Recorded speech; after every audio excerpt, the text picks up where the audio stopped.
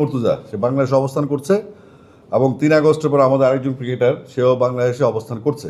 তামিম ইকবালকে সাবান সোডা ছাড়াই ধুয়ে দিলেন আসিফ আকবর, বিসিবির পরিচালক।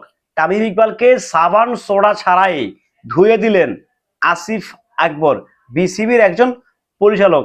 3 আগস্টের পর বাংলাদেশে কিন্তু অনেক ক্রিকেটারই অবস্থান করছে। মাশরাফি বিন মুর্তজার নাম নিয়েছে, কিন্তু তামিম ইকবালের নামটা সে নেয়নি। তার মানে হচ্ছে সাবান সোডা ছাড়া তামিম ইকবালকে জাস্ট বাংলা ওয়াশ করে দিয়েছে আসিফ আকবর। যদি তামিম থাকতে পারে, যদি মাশরাফি থাকতে পারে, তাহলে সাকিব কেন নয়, সাকিব আল হাসান কেন নয়, সেটা জানতে চেয়েছে Asif Akbar. Great man. Hello everyone, আসসালামু আলাইকুম। শিমুল আছি আপনাদের সঙ্গে। সাকিব আল হাসানকে কেন্দ্র করে, সাকিব আল হাসানকে দলে ফেরানো কিংবা জাতীয় দলে খেলাকে কেন্দ্র করে রীতিমতো বিসিবি পাড়া কিন্তু উত্তাল। রীতিমতো বিসিবি পাড়া মিডিয়া ম্যানেজমেন্ট কিন্তু পুরো টোটালি গরম। কারণ দিন শেষে মানুষ চায় সাকিব আল হাসান বাংলাদেশের জার্সি গায়ে দিয়ে খেলুক, এটা আমি ব্যক্তিগতভাবে চাই। সো 3 আগস্টের পরে যদি বাংলাদেশে যারা হচ্ছে প্রিভিয়াস গভর্নমেন্টের এমপি ছিলেন, তারা যদি তাদের মধ্যে যদি একজন এমপি থাকতে পারে বাংলাদেশের, রাইট নাও সে এখনো আসে বসবাস করতেছে, আর একজন খুব ঘেঁষা একজন ব্যক্তিত্ব যদি থাকতে পারে, তাহলে সাকিব আল হাসান কেন নয়? আসিফ আকবরের কথায় কিন্তু 100% যুক্তি আছে, তাই না? কারণ সাকিব আল হাসান এমন একটা সময় দেশ ছাড়ছে, ঠিক তিনি ভ্যাকেশন কাটাতে গেছেন আমেরিকায়। তো তার নামের আগে যেসব মামলা টামলা চলতেছে, নিশ্চয়ই আমি জানি না কোনটা সত্য কোনটা মিথ্যা, সেটাকে জানারই দরকার নাই। As a cricketer, as a player সাকিবের সত্যি কথা আমি die hard fan.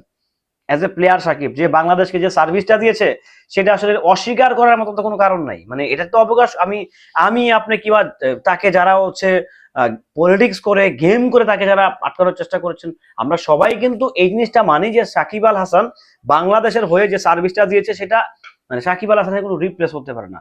Shakib Al হাসানের কোনো রিপ্লেস নাই আসলে, সত্যি কথা বলতে। সো আসিফ আকবর যেটা মিন করছেন, যে যদি তামিম ইকবাল থাকতে পারে, যদি মাশরাফি ভাই থাকতে পারে, তাহলে সাকিব ভাই কেন না? Why not Shakib Al Hasan? কেন না আসলে? সো এই বৈষম্যটাকে দূর করতে হবে। সো সেই জন্যই হয়তো বিসিবি নতুন সিদ্ধান্ত নিয়েছে যে যেহেতু সাকিব আল হাসান সে একটা আশা ব্যক্ত করেছে যে সে বাংলাদেশের জার্সি গায়ে দিয়ে সে তার জীবনের শেষ একটা সিরিজ খেলে সে হচ্ছে রিটায়ারমেন্টে যেতে চান। সো ডেফিনেটলি সেটা বিসিবি দিবে, অফকোর্স দিবে, কারণ সাকিব আল হাসান একজন বিশ্বসেরা অলরাউন্ডার। ওকে, বিশ্বসেরার পরে বাট নামের আগে বাংলাদেশ সাকিব আল হাসান মানে টপ 4-এ থাকে, 1 নাম্বার থাকে। সো সেই প্লেয়ারটা তো আমাদের দেশেরই প্লেয়ার, এটা তো বুঝতে হবে। সো সেই প্লেয়ারটা একটা সিরিজ খেলে হোক, একটা ম্যাচ খেলে হোক, যেভাবে হোক, সে একটা সুন্দর একটা ফেয়ারওয়েল নিতে চাচ্ছে বাংলাদেশ ক্রিকেট থেকে, আর সেটা ডেফিনেটলি বাংলাদেশ ক্রিকেট দিবে। সো ওই জন্যই কিন্তু তামিম ইকবালকে কিন্তু আকার ইঙ্গিতে চরম খোঁচাটাই কিন্তু মারছে আসিফ আকবর। এতে নিঃসন্দেহে, এতে সন্দেহর আসলে কোনো অবকাশ নাই।